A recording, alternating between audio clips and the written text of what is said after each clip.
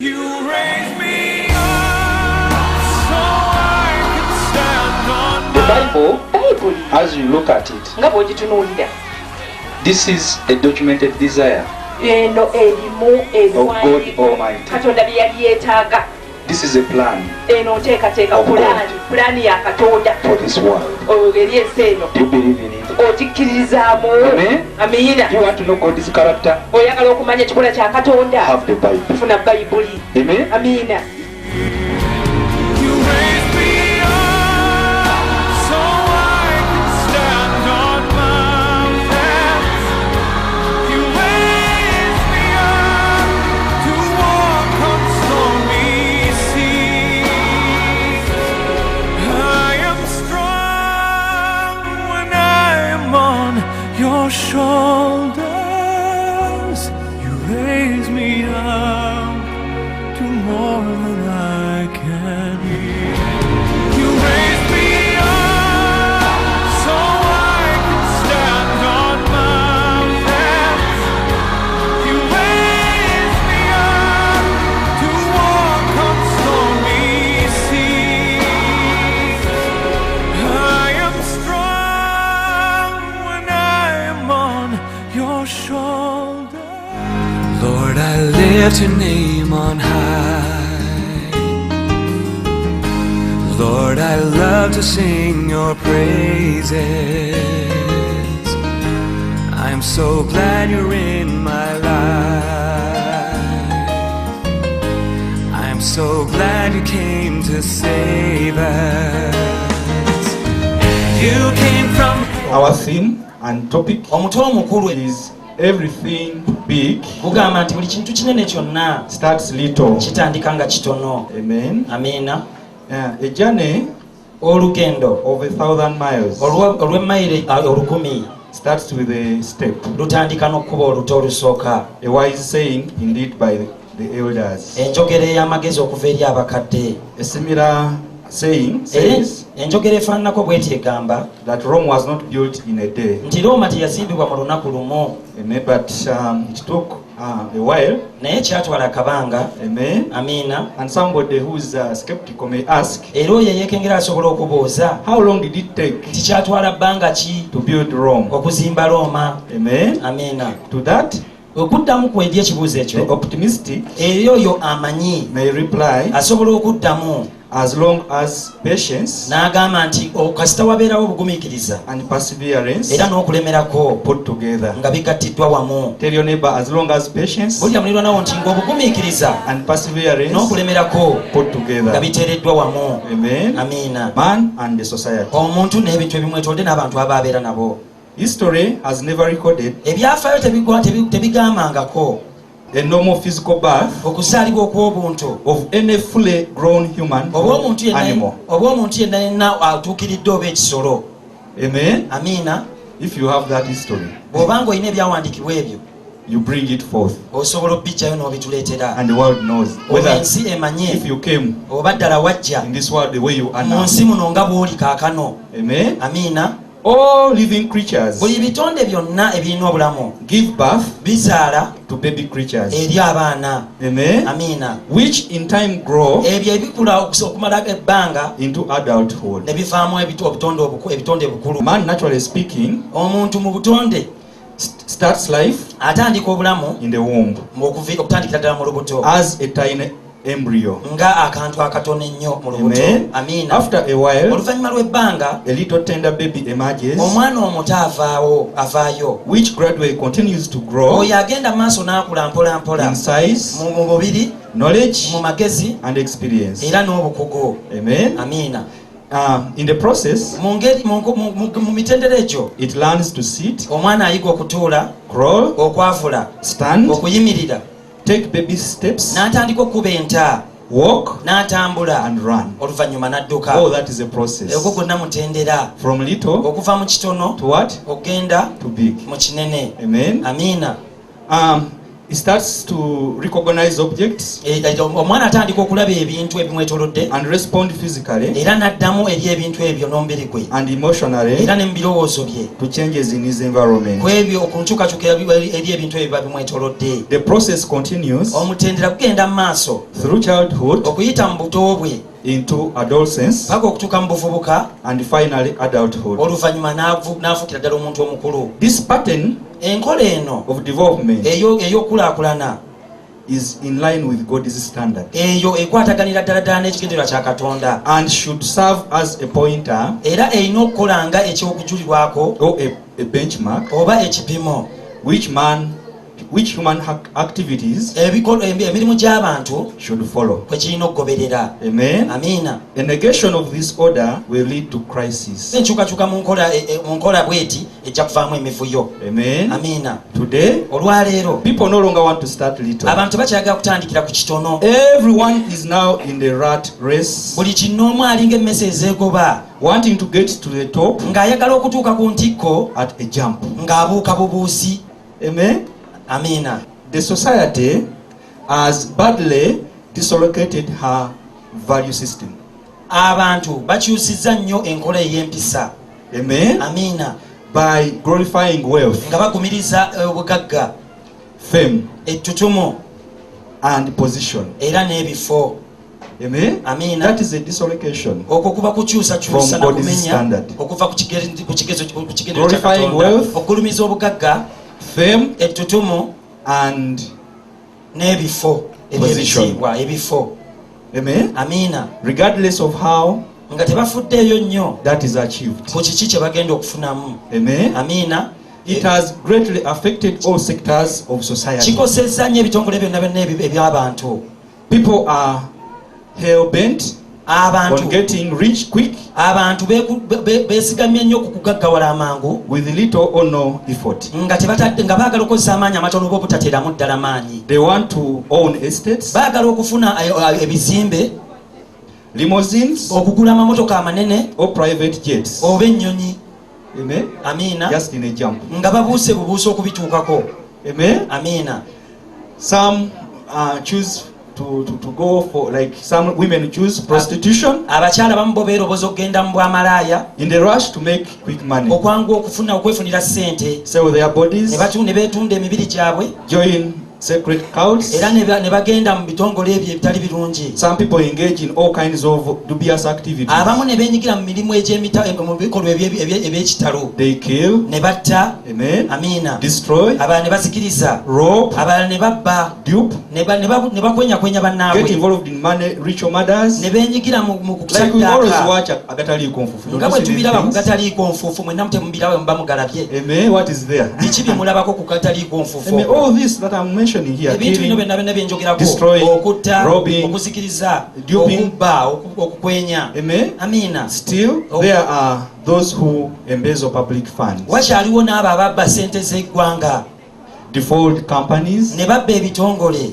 inflate contracts, ne badda mu contract ne baziteekamu, ne bazibibika ensimbi, do shoddy work, ne bakola emirimu egitatuukiridde mutindo, commit arson ne bookya okuzikiriza in an attempt to cover their crime. mu ngeri y'okubikkirira okwonoona kwabwe oba ebibi byabwe. All this ebino byonna because people no longer want to start little. bibeerawo olw'okuba abantu bakyagala kutandikira mu kitono. But today, naye olwaleero God has sent me to tell you Mukama Katonda nsindise obbabuulira that everything big, nti buli kintu kinene kyonna kye mulaba, amen, amiina, the standard God put ekipimo Mukama Katonda kye yateekawo should start little kirina okuba nti nno kitandika nga kitono, and should take baby steps. era kirina okukuba enta ez'omwana omuwere. Amen. Amiina. Even the church n'ekkanisa is not spared of this syndrome. teyeeyawudde ku bulwadde buno. Young pastors abasumba abato want to become bishops overnight. baagala kufuuka babicupu nga bakedde bugezi bafuuka babicupu. Congregation is split abantu mukuŋŋaane baawukanamu into factions ne bafuukamu obubondo because of disagreement olw'obutategeeragana over control of church funds. kwani anaakwata ku ssente z'ekkanisa. Everybody buli muntu wants to be the head. ayagala kubanga ye mutwe. The day people confess Jesus Christ, olunaku abantu lwe baatula Yesu Kristo, that same day olunaku lwe lumu they want to be called born again Christians. baagala kuyitibwa balokole, abakristaayo abalokole. and Holy Ghost carriers. era ne bayitibwa abo abeetika omwoyo omutukuvu. It is impossible. Tekisoboka n'akatono. You can't become a Holy Ghost carrier Tosobola kuba just in a day in the church. mu lunaku olumu lw'owakajja mu kanisa sobola bbanga gwe weetisse omwoyo omutukuvu. Are we together? Tuli wamu? Amen. Amiina. There are steps. Wabeerawo And there emitendera is a process. era waliwo emitendera egy'enjawulo. Amen. Amiina. Our Jesus took 3.5 years Yesu Kristo gwe tusinza yamala emyaka 3 teaching n'ekitundu his disciples ng'asomesa abayigirizwa be to become Holy Ghost carriers. okufuuka abeetissi b'omwoyo omutukuvu. Christians of these days, Abakristaayo ab'ennaku zino everyone is a Holy Ghost carrier. buli omu agamba nti yeetisse omwoyo omutukuvu. They want to perform miracles. Baagala kukola byamagero. Nobody wants to remain a believer. Tewali n'omu ayagala kusigala nga mukkiriza. This is the cause of the crisis Kino kye kivuddeko emivuyo we have in Christendom today. kye tulina mu bukristaayo olwaleero. Our Lord Jesus Christ, Mukama waffe Yesu Kristo who is our role model, era ng'oyo gwe tulabirako started little. yatandikira mu kitono. Though destined to be the savior of the world, Newankubadde nga yali olina okubeera omulokozi w'ensi, he was born under humble circumstances yazaalibwa mu ngeri ey'obwewombeefu and grew up like every other normal child. era n'akula ng'omwana omulala yenna. He waited patiently for 30 years Yalindira mu bugumiikiriza okumala emyaka 3 for the fullness of time. olw'okutuukira kw'ebiseera. Our Lord Jesus Christ Mukama waffe Yesu Kristo did not start his miraculous works emirimu gye egy'ebyamagero teyagitandika by raising the dead. ng'azuukiza abafu, He started by performing some relatively simple feats. wabula yatandikira ku byamagero ebirabikira ddala ng'ebitono. He was very much aware Yali amanyi bulungi that he had to start little nti yali alina okutandikira ku kitono and from little beginnings. era okutandikira mu bintu ebitono. Thus we find a clear order, Bwekyo tusangawo obutebenkevu a obulambulukufu, systematic a systematic planning.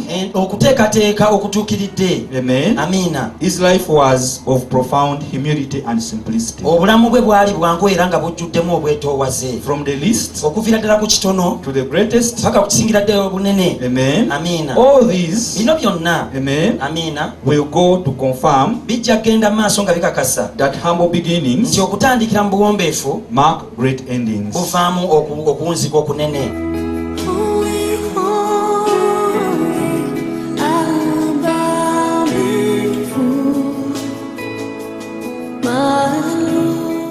World Answers Church International is the holy place where God has placed all answers.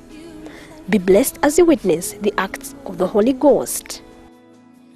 Marriage is one of the best things that can happen to someone, and in most cases it brings a lot of joy. But this was not the case for 29-year-old Chibale Susan Melina, a resident of Kaboja. For the past 4 years, the sister has been troubled by constant miscarriages. For that reason, her efforts to give birth have all been futile. Due to this problem, Sister Chibale tried the medical world for a solution in vain, up to when a good Samaritan directed her to World Answers Church International to see the power of God. Now, witness as the anointed ambassador of Jesus Christ, Prophet Jeremiah, prays for Sister Chibale's deliverance in Jesus' name. Somololwa In the mighty name of Jesus. mu linnya lya Yesu Kristo ery'amaanyi. Father, Kitaffe, let her be able to conceive leka asobole okufuna olubuto and retain the pregnancy. era olubuto lubeerere. And I pray Era nsaba the devil never touch her. sitaani aleme kuddamu mukomako. This is witchcraft. She's surrendering fetishes. Bino byawongo Amen. abiwaddeyo. They have no power on you again. Tebikyalina maanyi gy'oli. So you go in your peace. Wegendere mu ddembe. Jesus has set you free. Yesu Kristo akusomolodde. You have come to us. You make all things new. Emmanuel. Revelation chapter 12 verse 11 says, "And they overcame him by the blood of the Lamb and by the word of their testimony." Our God is full of wonders. Sister Chibale, who had had over 3 miscarriages, after the prayers of Prophet Jeremiah, she conceived, and this time she gave birth to twins. Listen to this testimony. Nze Sewaka Sempologoma Emmanuel Salongo. Nze Chibale Susan Melina Nalongo. Mwana wange yaweereza emyaka 3 nga njagala okumuzzaako wabula nga nfuna embuto nga ziba ziweze emyezi 3 2 nga zivaamu. banafuna embuto ezaali ziwera 3. Nasooka nenfuna olubuto olwasooka mu 2010 ne luvaamu. Lwali mwezi gwa 10, lwali luweze omwezi gumu n'ekitundu ne luvaamu. Nenziramu nenfuna olubuto 2011 mu Gwokusatu nalwo ne luvaamu. Awo nenziramu era nenfuna olubuto era mu 2011 mu Gwe11 lwali luweze emyezi 2 n'ekitundu nalwo ne luvaamu. Awo nembivaako saddamu kuddamu funa lubuto lulala nga siri ku family abulanga nesibye naye ze mbuto zonna nali era ngenda ngezaako ku basawo naye nga buli musawo ampa eddagala n'ennywa ndufuna ne luvaamu. Buli ddwaliro nagendangamu nga baŋŋamba siina buzibu bwonna nga teri buzibu bwe balaba. Nayiba wange yansitula n'antwala ewa Musumba Jeremiah n'ansabira kuba yansabira gwali gwa 6 mu Gwomusanvu nagenda olaba nga sirwala nga nfunye olubuto. Prophet Jeremiah we yansabira nenfuna olubuto nasooka nenfunamu okutya nga manyi oba lunaavaamu naye bwe natuuka 2 nga teruvaamu nentandika okubeera n'essuubi era essuubi lyange nalifunira ddala kati nina abaana. Nze Nabbi Jeremiah mwebaza nnyo olw'otusabira kuba nasulanga nga nkaaba ng'omusajja ŋŋamba naye gwe toozaale nendowooza ne ŋŋamba oba Katonda yantondera omwana omu mu lubuto. Abantu baali boogera mikwano gya bba wange nga gimugamba omukazi nga tazaala. Ne nazaala wange nga amubuuza omukazi oyo anaazaala kuba lumu twakyalako n'ewa kojjaawe. Bwe twakomawo eno n'amubuuza naye olina essuubi nti oyo muwala anaatuzaalirayo omwana? Naye mutuufu nange nga njagala ozaala bulanga omwana agaanye. Naye kati abasinga byabakalira ku mimwa ebigambo bye baali boogera kuba bwe nazaala 2. Era nafuba nnyo okulaba nga buli omu mutegeeza nti nazadde ate nazadde 2. Bali mu nsonyi zaabwe baswala Katonda yankolera ekyamagero. Ekyo essanyu lye nnina lya nsusso. Era ngamba abantu abaleyo bonna nga mulina ebizibu ng'ebyange ng'otambudde ne bigaana ogenze ku basawo kuba nange nagenda ku basawo ne balya ssente. Mitwalo 2-3 nze sibala ssente ze natwalanga mu basawo. Naye ate bwe nagenda ewa Prophet Jeremiah teyansaba yadde n'ekikumi okunsabira. Kale nkoowola abantu bonna abali eyo nga mulina ebizibu ng'ebyange n'abalina ebisukka ku byange mujje babasabire mujja kuwona. Era n'abaana mujja kubuusa kubanga kati nze mbuusa ate nze mbuusa ddabo mbuusa muwala na mulenzi. Nabbi Jeremiah lwe yansabira nali nsuubira kuzaala mwana omu nga muwala kubeera gwe nali nsinga okwagala. Namusaba nga nsaba omwana muwala kuba olwodde ninayo omulenzi. Kati nze weeramala okuzaala ng'ate nfunye 2 ate essanyu lyasukkawo. Olwodde nali mmaze okwambazibwa ekitiibwa nti ndi Nnaalongo ate ng'era abaana mba nnyongeddwako nnamba kiba kinnyambye. Abantu mwenna mulina okubeera n'obugumiikiriza ate mwekwase Mukama mubeere n'okukkiriza.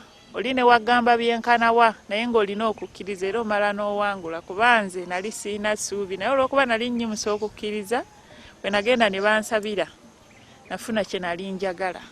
Essuubi lyali nzigweddemu kuba twali tumaze emyaka 4 ate tuzze mu kuzaala. Tulina omwana kati alina emyaka 5 naye nga we yawereza emyaka 3 twayagala okuzaako ne tugezaako ne bigaana nga mukyala wange afuna embuto nga zivaamu.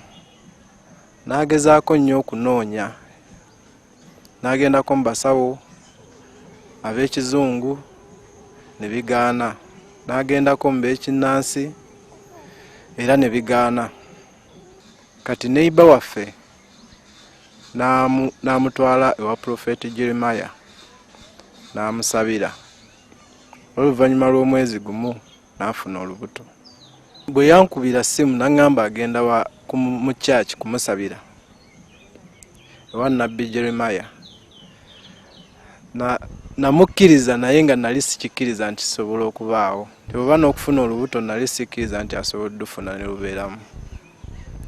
Kubanga yali amaze ebbanga nga ajja azifuna nga zikola ki nga zivaamu. Mukyala wange bwe yafuna olubuto ne tubeerawo ne luweza emyezi 9 nga tusuubira omwana naye ekyessanyu Katonda yatuwa abaana babiri ate twali tusuubira omu nenfuna ekitiibwa kya Ssaalongo era kati gwe nsitudde ye Waswa ate mukyala wange gwasitudde ye Nakato. Tuli basanyufu nnyo. Nalina okusoomoozebwa kungi naddala mikwano gyange kubanga mukyala wange baali bamumanyi nga bambuuza baŋŋamba omwana akuze nnyo ogenda muzzaako ddi nga nange mwennyini kinnuma. Mikwano gyange nafuna bangi abaali nga bakiŋŋamba n'abamu nga baŋŋamba nfuneyo omukyala omulala n'abamu nga bagezaako okundeetera mikwano gyabwe naye nga nze omutima gukyalemedde ku wange gwe nnina. Obutategeeragana olumu bwabeerangawo nga tutuula era ne twesootinga. Neebaza nnyo Nabbi Jeremiah kuba nti yasabira mukyala wange n'asobola okuvunuka ebizibu bye yalimu ate ne tufuna n'abaana. Musajja wa Katonda, Mukama akuwa obuwangaazi. Abantu mwenna abali eyo kye mbagamba buli alina ekizibu adduke bunnambiro w'omusajja wa Katonda Prophet Jeremiah ajja kutereera. Bwe yagendanga okumusabira yansabanga transport yekka era gwe namuwanga.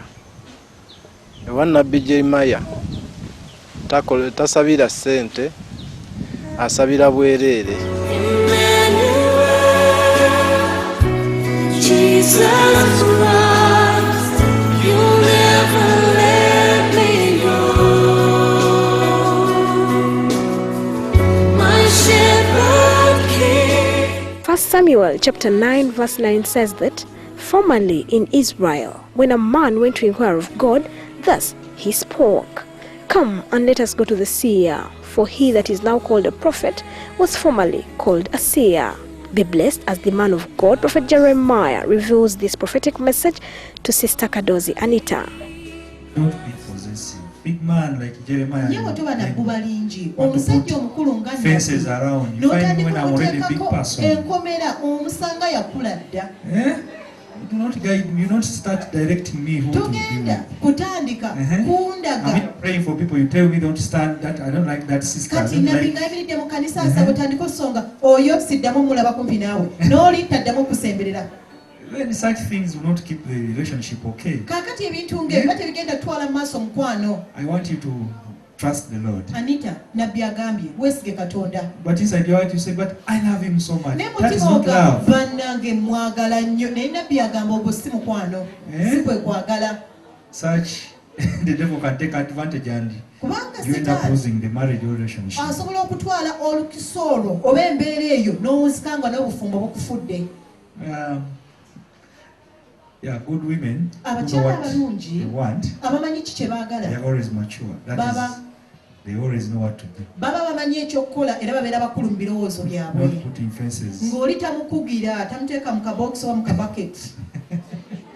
Nyabo Others will go to the witch doctor to put Abala. him in a bottle. Then. abala ajja kugenda wa musawo muloga amuteeke mu kacupa ka Cutex. Nze Kadozi Anita. Kadozi Anita. Butuufu omwami wange mulubira nnyo. Surely I'm too possessive. Genda maaso mububira nnyo. Era ennaku zino zonna tubadde tuyomba. All these days we've been quarreling. Weeks nga 3 nga tetukwatagana naye nga byonna nze abireeta. We've spent 3 weeks when we are not relating well and I've been the source of the problem. Tewali ne bw'aba nga alina waaludde mu busungu bunkwata ng'awotandika okuyomba. If it takes long to come back, I feel when I'm annoyed. Buyombesi kati naye When he comes back, I start quarreling. But now I've learned. You see? nange mwagala. He loves me and I also love him. With everything, we will shout for your glory. Welcome to the office of prophecy. Daniel chapter 2 verse 22 says, "He reveals the deep and secret things. He knows what is in the darkness, and the light dwells with him." Listen to this prophetic segment where Prophet Jeremiah reveals the deep secret tormenting the life of Namugenyi Justin, a resident of Kasao Bugerere. Command the spirit of death ngoba omuzimu gw'okufa to depart from you okuvaako and your family. ne famire yo. Yeah, about 3 coffins. You have been dreaming, seeing people coming and mourning in your home. Keesi z'abafu nga 3 era ng'obadde oloota ng'olaba abantu bajja mu kukungubagana okukaaba mu nnyumba yo. I close those enziti z'okufa ezo ne kofini z'abafu nzisazzaamu nziggalabo mu linnya ery'amannya erya Yesu. and I terminate death era okufa nkukomya in the mighty name of mu linnya ery'amannya erya Yesu. Father, take more of her. Kitaffe twala kingi ku ye muwa kingi ku ggwe Give her your protection muwa obukuumi bwo together with her house. wamu n'ab'ennyumba In the ye mighty name of mu Jesus. linnya ery'amannya erya Yesu Kristo. Thank you, Jesus. Weebale nnyo Yesu. She's free. Omukyala wa ddembe kati nyabo. A prophecy has come in her life, obunabbi bumuweereddwa mu bulamu bwe, and the man of God has revealed to 3 people were going to die on one day. bantu 3 babadde bagenda kufa mu famire yo olunaku lumu. Mukyala Obaladdu accident badde bagenda kufa abantu 3 coffin 3 ne Mukama akijjeyo mu linnya lya Yesu. that through prophecy we can be delivered. Through prophecy death can be averted. Okuyita mu bunnabbi okufa kusobola okuwugulwa. And we can be delivered. Era tusobola okusumululwa. We thank God for the gift of prophecy. Twebaza Katonda olw'ekirabo eky'obunnabbi. And the servant of God Era n'omuweereza who is delivering these powerful prophecies. Atuleetera obunnabbi buno obw'amaanyi. Amanya gange ze Justin Namugenyi. Namugenyi Justin. Nanviridde Kasawo eyo Bugerere. From Kasawo Bugerere. Nga musajja wa Katonda nabbi kyayogedde ddala kituufu era mbadde nkiroota. The prophecy the man of God has given me is right. I've been having dreams. Kijjeyo bulungi kikyobadde oloota. Nga ndoota abantu awaka kale nga bakuŋŋaanye bangi nga tulinga era abafiiriddwa. I dream when people have gathered there and they are mourning. Era nga ndaba naye kofini nga bakitadde awo bati butiiro oba bafulumiza tuli mu kusaba tuwerekera omugenzi. And I saw the coffin when it is laid in the sitting room or when we are accompanying the dead to be buried. Era nebaza Katonda okulaba nga nabbi kyembadde ndoota nga nkiraba. I thank God to see and to hear that whatever I've been dreaming, Prophet has revealed it to me.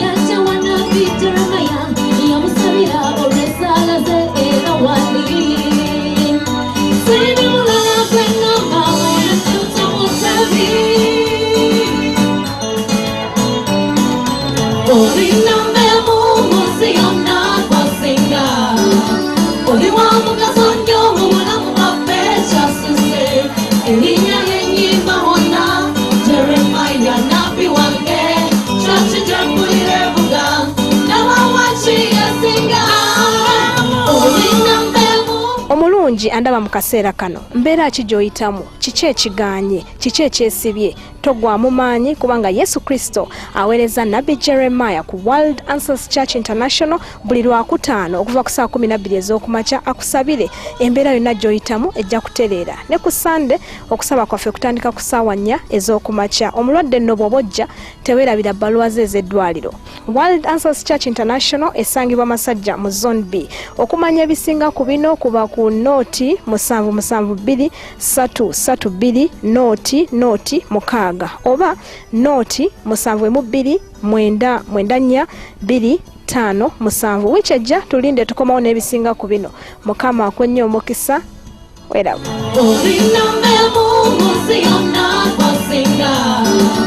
Oli